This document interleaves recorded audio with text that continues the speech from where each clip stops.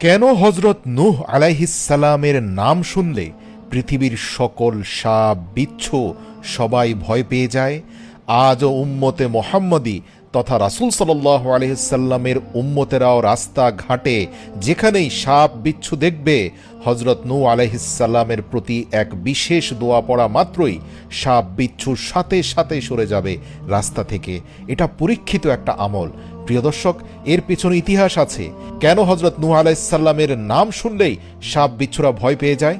ইতিহাস ঘেটে জানা যায়, আল্লাহর নবী হযরত নূহ আলাইহিস সালাম দিনের পর দিন ধরে তার উম্মতকে আল্লাহ তাআলার পয়গাম শোনাতে থাকলেন, তাদেরকে নসিহত করতে থাকলেন, তারা যেন একে অন্যের প্রতি জুলুম না করে, এক এবং অদ্বিতীয় আল্লাহর প্রতি অনুগত হয়, তারা যেন এই সকল মূর্তির পূজায় নিজেদেরকে ব্যস্ত না রাখে, পরস্পরের মধ্যে সম্প্রীতি এবং ভালোবাসার বন্ধন কায়েম রাখে, জাতপাত এবং বংশগত মিথ্যা ভেদাভেদের নামে একে অপরকে আঘাত না করে, তারা যেন আত্মীয়তার সম্পর্কের মূল্যায়ন করে।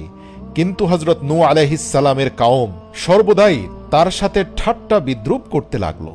কখনো কখনো তারা হযরত নূহ আলাইহিস সালামের উপর এত বেশি পাথর ছুঁড়ে মারত যে হযরত নূহ আলাইহিস সালাম কয়েকদিন পর্যন্ত পাথরের স্তূপের নিচে চাপা পড়ে থাকতেন। তারপর দুই একদিন পর যখন তার জ্ঞান ফিরে আসত, একটু একটু করে তিনি পাথরের নিচ থেকে নিজের শরীরকে বের করে নিয়ে আসতেন এবং সুস্থ হওয়ার পর পুনরায় আল্লাহ তাআলার দ্বীনের দাওয়াত দেওয়া শুরু করতেন। এ যেন এক অসীম ধৈর্যের অধিকারী ছিলেন আল্লাহর নবী নূহ। এইভাবে 950 বছর পার হয়ে গেল। সবশেষে আল্লাহর নবী হযরত নূহ আলাইহিস সালাম দুহাত তুলে আল্লাহর কাছে দোয়া করলেন। তিনি আল্লাহর কাছে প্রার্থনা করলেন, হে আল্লাহ, আমার এই উম্মত কখনোই হেদায়েত পাবে না। হে রব্বুল আলামিন, আমার কওম তোমার আযাব এবং শাস্তির কথা শুনে ঠাট্টা বিদ্রূপ করে, এদেরকে তুমি আমার আযাব দর্শন করাও, এদেরকে দেখিয়ে দাও তুমি কতটা ক্ষমতাবান।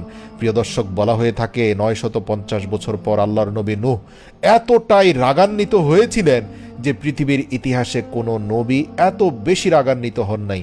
এত কষ্ট, এত আঘাত সহ্যের পর পিঠ যখন দেয়ালে ঠেকে গিয়েছিল, এক পর্যায়ে তিনি এত ভয়াবহ রকম বদদোয়া করেছিলেন তার কওমের প্রতি, আল্লাহর আরশ কেঁপে ওঠে, সাথে সাথে এই বদদোয়া কবুল হয়ে যায়।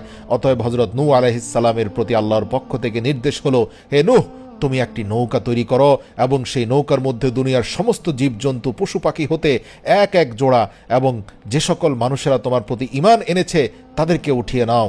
ইতিহাস থেকে জানা যায়, নৌকা তৈরির শুরু থেকে হযরত নূহ আলাইহিস সালাম ছিলেন পরিপূর্ণরূপে, যেটাকে ইংরেজি ভাষায় বলতে পারি, অ্যাংরি মুডে। তার মানে হচ্ছে রাগান্বিত স্বভাবে। আল্লাহর নবী নূহর চেহারা থেকে সেই 950 বছরের ধৈর্য সহ্য সব হারিয়ে গিয়েছিল। তিনি প্রচণ্ড রকম রাগান্বিত ছিলেন। যদিও তার কওমের লোকেরা এই নৌকা নিয়ে ঠাট্টা বিদ্রূপ করত, এদের অনেকে আবার ঠাট্টার ছলে নৌকার কাছে এসে নৌকায় উঠতে চাইতো। আল্লাহর নবী নূহর সামনে যখনই তারা এরকম কাজ করতে যেত, আল্লাহর নবী নূহ তাদের বিরুদ্ধে কঠিন অ্যাকশন গ্রহণ করতেন। এদের অনেকে গোপনে নূহ নবীর নৌকার উপরে মল ত্যাগ করেছিল, তাদেরও পরিণতি ভয়াবহ হয়েছিল। আল্লাহ পাক তাদেরকে আবার এই ময়লার খাগাড়ে নিক্ষেপ করলেন। এভাবে 100 বছর পর সেই নৌকা প্রস্তুত হয়ে গেল। নৌকা তৈরি হয়ে গেলে হযরত নূহ আলাইহিস সালাম দুনিয়ার সমস্ত জীব জন্তু পশু পাখি হতে এক জোড়া করে সেই নৌকার মধ্যে তুলছিলেন। এমন সময় সাপ এবং বিচ্ছু হযরত নূহ আলাইহিস সালামের কাছে আসলো। হযরত নূহ আলাইহিস সালাম যেহেতু তখন খুব রাগান্বিত ছিলেন, তখন তাদেরকে বললেন, দূর হয়ে যাও, তোমরা মানুষকে কষ্ট দিয়ে থাকো, তোমাদের জন্য আমার নৌকায় কোনো স্থান নেই। তারা করুণ স্বরে বলল, হে আল্লাহর নবী, আমাদেরকেও আপনার এই সকল প্রাণীদের মধ্যে শামিল করে নিন। তখন আল্লাহর নবী নূহ বললেন, মানুষকে ধ্বংসন করো, কষ্ট দাও, এর বিনিময়ে তোমাদেরকে নৌকায় আশ্রয় দিব। তখন সাপ এবং বিচ্ছু কেঁদে কেঁদে আল্লাহর নবী হযরত নূহ আলাইহিস সালামের কাছে ফরিয়াদ করতে লাগলো, হে আল্লাহর নবী, আজ আমরা অসহায়, আমরা জেনে গিয়েছি মহান প্রভুর তরফ থেকে এক বিশেষ আযাব আসছে। দুনিয়ার বুকে আপনার এই নৌকা ব্যতীত বাইরে যত প্রাণ আছে সব ধ্বংস হয়ে যাবে। যদি আমরা আজ বেঁচে না থাকি, তাহলে আমাদের ভবিষ্যৎ বংশধর এই পৃথিবী থেকে হারিয়ে যাবে। আবারও আল্লাহ পাকের নাফরমানদেরকে ধ্বংস করার জন্য আমাদের অস্তিত্ব থাকবে না।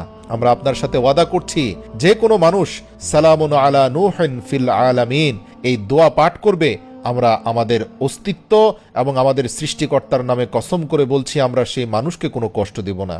এই ওয়াদার পর আল্লাহর নবী নূহ আলাইহিস সালাম সাপ এবং বিচ্ছুর এক জোড়াকেও নৌকায় তুলে নিলেন। সেই বিশাল নৌকার মধ্যে যে সকল মানুষ সাওয়ার হয়েছিল, যত জীবজন্তু পশু পাখি সাওয়ার হয়েছিল, তারা ব্যতীত জমিনের বাকি সমস্ত প্রাণী আল্লাহর সেই আজাব মহাপ্লাবনে ধ্বংস হয়ে গেল।